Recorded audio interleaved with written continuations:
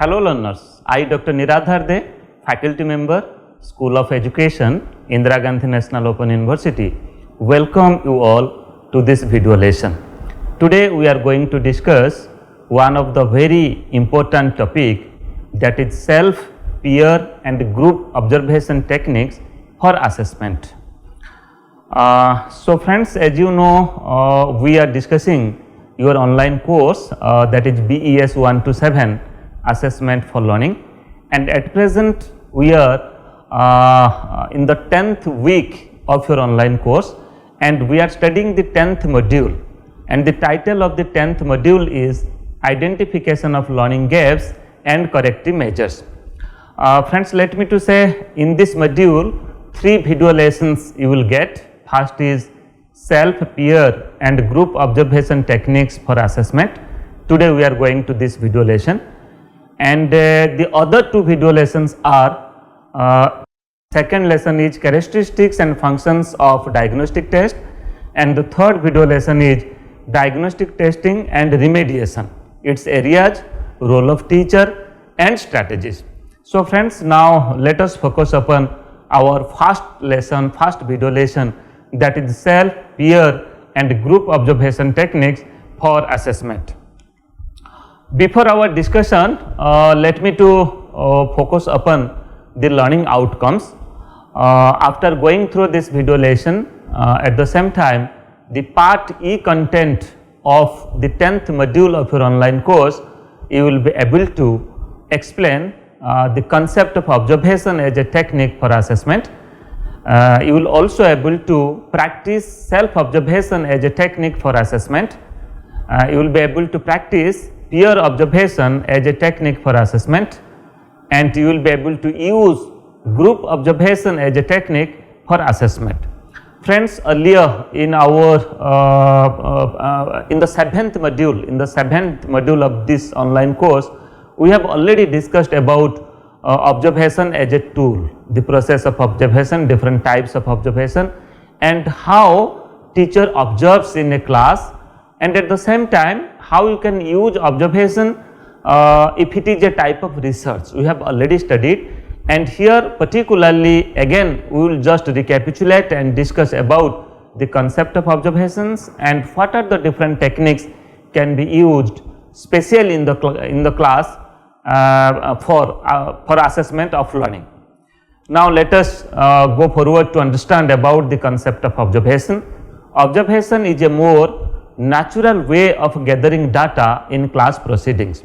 You see friends, what is the role of a teacher? The role of a teacher is not only to teach, rather a teacher observes the things and the activities, the proceedings which is going on in a class.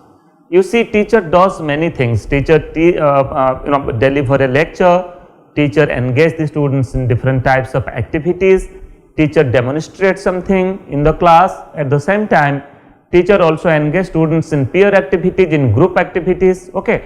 So many a time you will find, being a teacher, that you are teaching, at the same time you have a very close eye on each and every students of your class. Okay. So what the students are doing, if you have given a type of assignment to the students, whether the students are doing that assignment or not, whether all the students are equally participating in the assignment or not. So that is why observation is one of the very important technique that a teacher does in the classroom for assessment of learning. Okay. For assessing the performance of the learners in different you can say subjects, in different content points, in different activities. And further, let me to say, as per the constructivist approach of teaching and learning process, here the formative assessment is given much importance. That means it is considered that assessment is you can say a type of integrated part of teaching learning process. Whenever there is a teaching, then definitely there is some assessment. So that is why here, when the teacher engage themselves in formative assessment to know the mastery level or to know the progress of the learners, then definitely the teacher use different techniques, different tools. So, among these techniques, observation is one of the very pertinent technique or tool you can say. So, here teacher formally or informally observe the activities of the students, then accordingly teacher grades the students. To discuss more about the concept of observation, we can say that observation is one of the most widely used techniques which evaluate various aspects of overt or external behavior of the students in controlled or uncontrolled situation. You see, I am just focusing upon overt behavior or external behavior. That means what the students exhibit in the classroom, what the students do in the classroom. So, when the students engage themselves, when they exhibit their behavior, when they say something, when they participate in a type of discussion, in a type of demonstration, then their overt behavior it come to the light. So, that is why what the teacher will do, the teacher will observe such activities of the students, then accordingly teacher will record, teacher will make a record that what is the behavior of each and every students in the classroom. So, teacher can observe the overt behavior of the students or the external behavior of the students, then accordingly teacher can assess it, and this can be done continuously, because I have already said that assessment as a technique, assessment as a part which is integrated in the teaching learning process.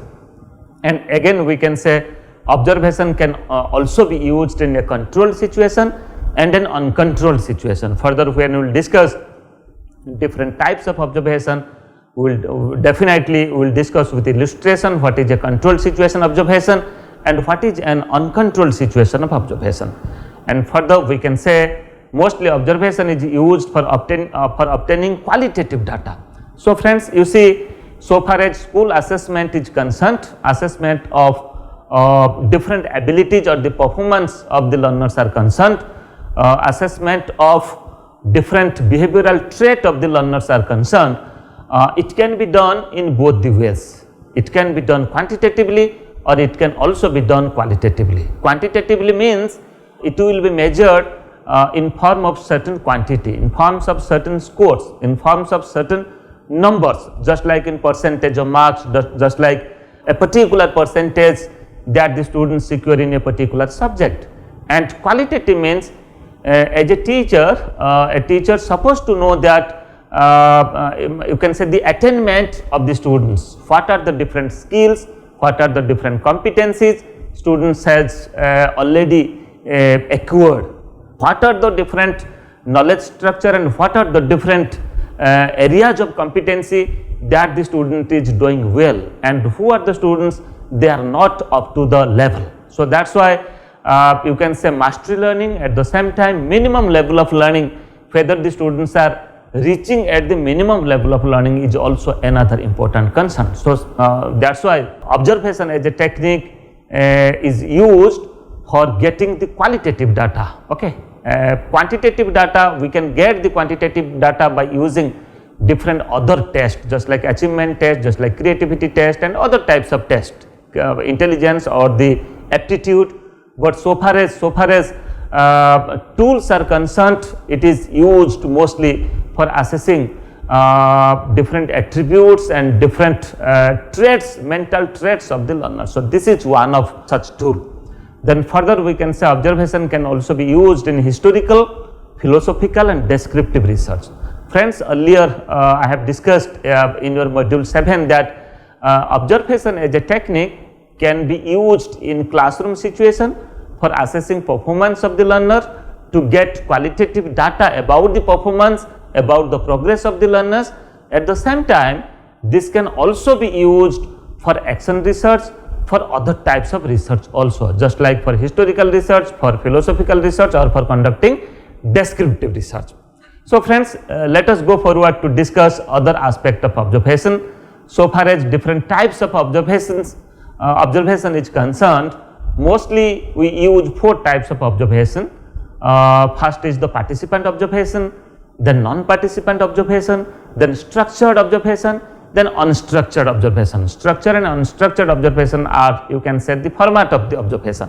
In participant observation, we can say that the observer become a part of the process of observation. Okay.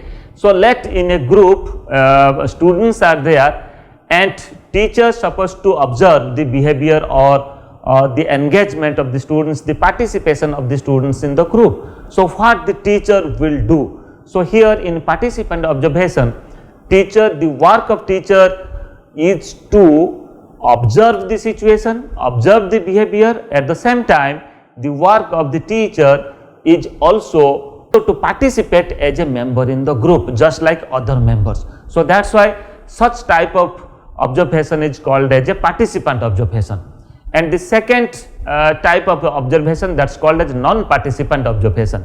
In non-participant observation, mostly you will find that the teacher or the observer will not be a member of the group, but what the observer will do? Observer will you can say observe the situation not directly but indirectly by using certain technological gadget, or by using or by appointing certain spy, or by using a camera or like that. So, that is why in non-participant observation, observer will not directly participate in the group, but the observer will record the proceedings, record the things which is going on in the situation. Okay.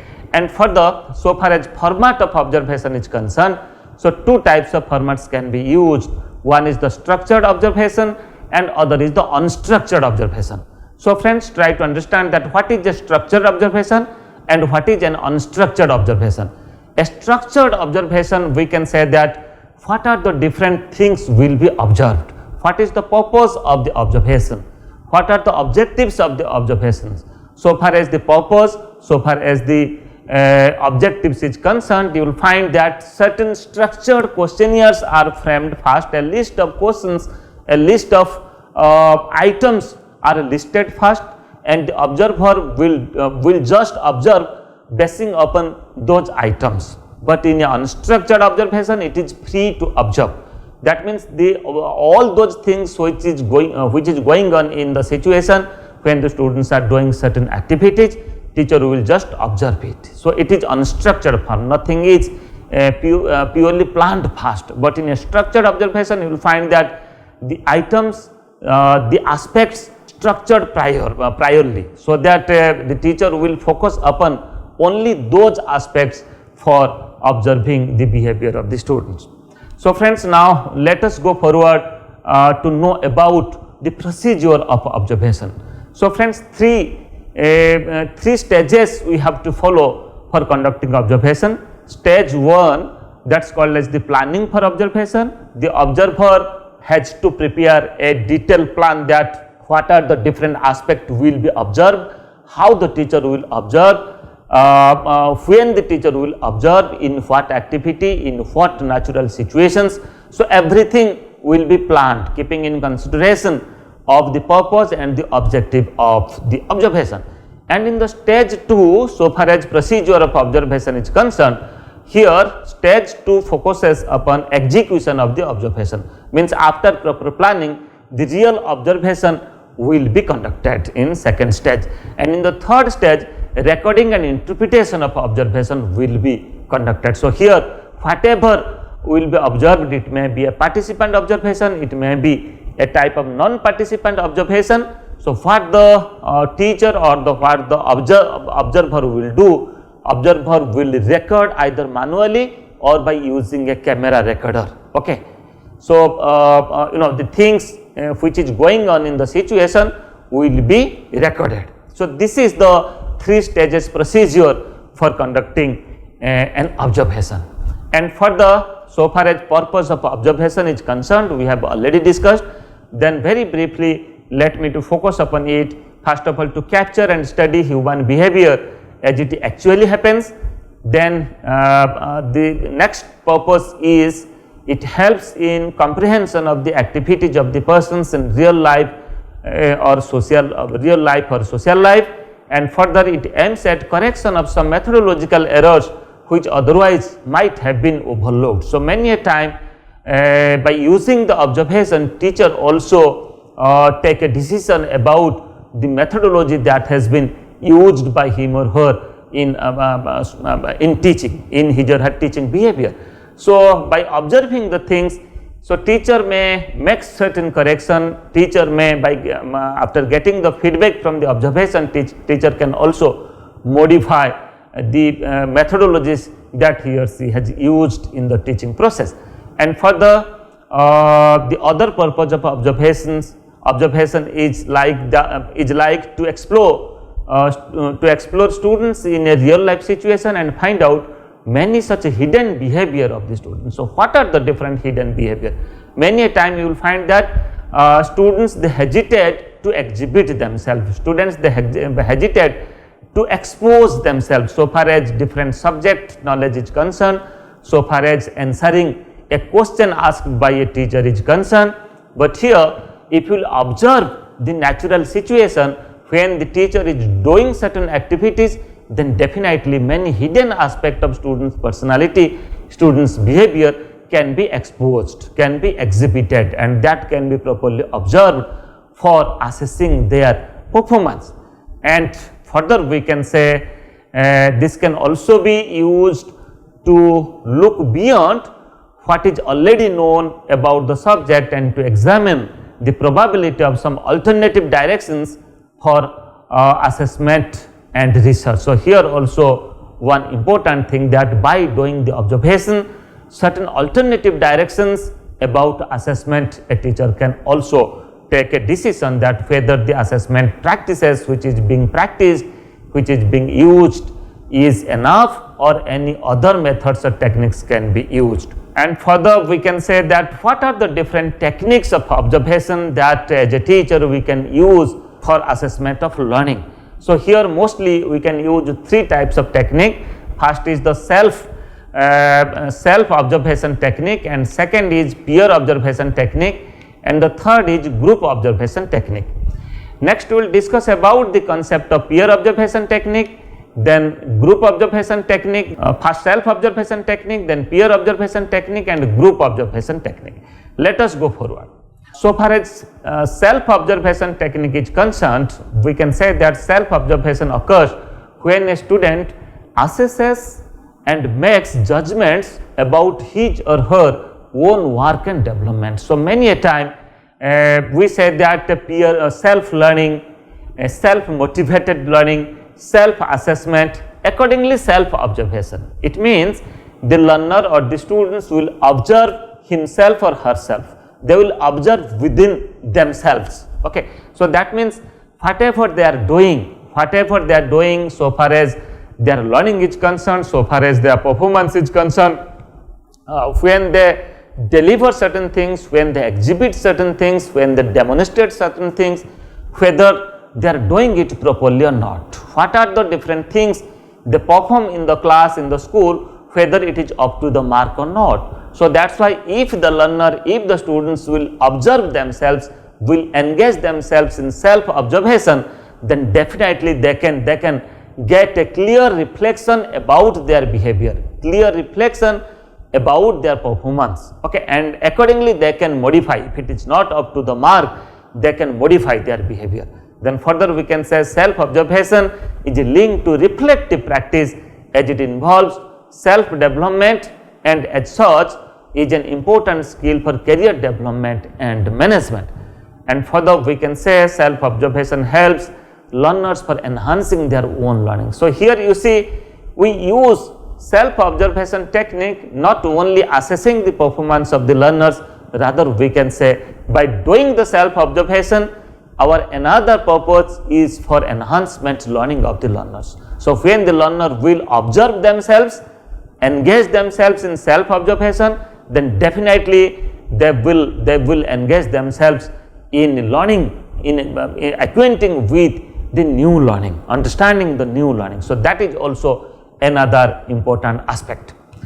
And further, so far as you can say how the learners will do the self observations. So, here how does self observation help students? So, how it helps students? First of all, it helps students in three different ways. First of all, we can say that for the development of intrinsic motivation, for the development of extrinsic motivation. It helps the students, just like first of all a desire leading to produce a want to learn. So that means when the learner will engage themselves in self observation, it means it is their intrinsic motivation, it is their motivation, or it is their inspiration that they are getting within themselves. Okay, so they are getting self motivated, self oriented, that they will engage themselves for observing their activities, what they are doing. So that's why that also lead the learners to produce a want to learn. They will understand that yes, they have the wish to learn. Then further, it also arises extrinsic motivation, such like a need is built up and that make the individual to learn. So when you can say self observation will motivate the learners to learn, motivate learners to exhibit certain things what he or she knows, then we can say that this is the extrinsic motivation. And for the third aspect that the students get help from self observation, that is making sense and digesting what has been learnt. So the students will develop a type of sense, and students will also digest what they have learnt. So that's why in this way students get help from self observation. And so far as the techniques of self observation is concerned, we can say that it is a practice of observing yourself as if another person. So you will observe yourself just like the other person is observing, or you observing other persons. So accordingly, what you will do, you will observe yourself, you will just think, you will rethink, go through your performances. Okay, and further, how you will do it? It can be done by recording of own behavior by using a camera or video recorder. So many a time, if you have to perform certain things on the stage, you just remember your school days. So what you are doing in your school days, you are just performing in front of a camera, you are just performing in front of a mirror. So you are just observing yourself, that how you are doing the things. And if your activities, let it is a type of speech, or if it is a type of debate or discussion, so if you practice it in front of a video recorder or a video camera, and further if you want to watch it, then definitely you will get a type of feedback, a type of insight that how you are really doing, and what are the different aspects, in which part there is the need of modification. So that can also be possible. So by recording the events by using a video recorder or a camera, this technique can be used for self observation. And further, we can say it is simply impartially observing, recording without judgment of your thoughts, emotions, feelings, moods, sensations, and even movements, tones of voice, facial expressions, and so on. So here whatever you will observe, impartially you have observed. Okay, so here no need of dominating you about you can say attitude of partiality, or you should forget that you are observing yourself. So subjectivity should not be there. Impartially you have to observe. So your emotions, thoughts, feelings, moods, sensations, you can say even movements, tones of voice, facial expressions, that you have to observe, but impartially you have to observe. And further, so far as the concept of peer observation is concerned, we can say that peer observation is an arrangement when students make observation on other students' work. So peer means two. So when two students are engaged, in the process of observation, just like you observe your friend and your friend will observe you. So by doing such things, we can also assess the performance of the learners. So that's why many a time you must have observed that your teacher in your school, your teacher in your class is engaging yourself in peer assessment. Your teacher is providing others copy, others answers to you. Okay, and many a time teacher takes a test, and after the testing, after the administration of the test, what the teacher does, teacher distribute the answer sheet or the answer sheet to the particular students, rather in peer teacher distributes. That means the answer sheet of X distributes to Y, answer sheets of Y given to Z. So accordingly peer assessment techniques can also be used so far as assessment for learning of the learners are concerned. Then further, peer observation can play a vital role in formative evaluation and can also be used as a component for summative evaluation. So friends, two things I am just emphasizing here: formative assessment as well as summative evaluation. So two types of evaluation. You can also take the use of peer evaluation both in formative assessment, which is continuous in nature, comprehensive in nature, and which proceeds, which continues throughout the year. And you can also engage in summative evaluation, or by doing peer observation, summative evaluation can also be done. And different areas of peer observation, just like here different areas are areas of peer observation. First is your essay. If the learners, if the students have developed certain essay, that can be evaluated by using the peer observation technique. That means you can distribute the essay sheets, one students to other, or X copies to Y, Y copy to X, then accordingly you can assess. Then reports also, you can also distribute certain reports. So far as peer assessment is concerned, you can distribute it to the peers. Then presentation also, let the students have prepared the presentation.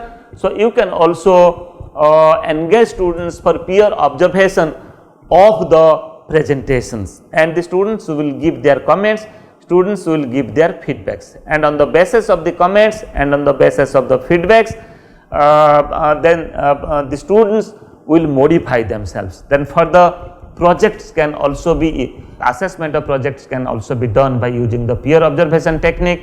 Then dissertation report, then many types of assignments. So assignments and which is a part of the teaching learning process can also be done by using the technique of peer observation.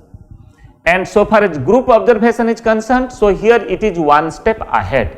That means first it was self observation, that means the things was happening within the individual. Then in peer observation, so here things will happen within two students, okay. Then in group observation, here the observation will be conducted in a group of students will participate together, just like here observation of students behavior when they work in a group. So many a time teacher gives certain work to the students to perform in a group. So that's why group observation can also be used for the assessment of the learners. Then further, this can also be done when students work in a project jointly, or in a type of group discussion, or any type of group assignments. So jointly, when the students are working jointly, or many a time let you have distributed, you have made group to the students, let 40 students are in your class, you have made 4 groups. In each group 10 students are there, and you have given a type of project, you have given a type of assignment to them. So they will do it in group, okay. So here they will engage themselves in group activities, they will engage themselves for preparing the assignment as a group assignment for the assessment purpose. And further we can say the performance of the individual can be better judged when he or she works in a group. Because when the learners will work in a group, mostly this has observed that the learners will feel very active, very easy. At the same time, they will participate actively without bringing any shyness in their mind, in their behavior. So that's why group activity or group observation technique, you can say, is a better technique so far as other techniques are concerned. And further we can say group discussion is an important activity in academic, business and administrative sphere. So this technique can be used in the academic sphere, in business sphere and administrative aspect also. In a group discussion, a learner's thought process is influenced by the views and opinion of other peer members and vice versa, and at the same time by observing the contribution of members in the group discussion, assessment can be done, and this can be done vice versa. So, when you will observe the behavior of others, they will also observe the behavior of yours. So, friends, just to recapitulate today's session, today we discuss about the technique of observation and the concept of observation and different types of observation, the procedures of observation, at the same time different techniques of observation. So far as self observation is concerned, peer observation is concerned, and the group observation is concerned, by using these three observation technique, as a teacher you can engage yourself for assessment of learning of the learners in your class. For further queries, you can write to me niradhar@ignou.ac.in. You can make me a telephone call. My intercom number is 2994. You can visit my Facebook account, my YouTube channel, at the same time my Twitter handle. You will find many such video lessons relating to your course, relating to the discipline of education, as well as your B.Ed program, and that will help you a lot for your studies. In our next session, we will discuss any other aspect which is included in your online course BES 1 to 7 assessment for learning. Thank you.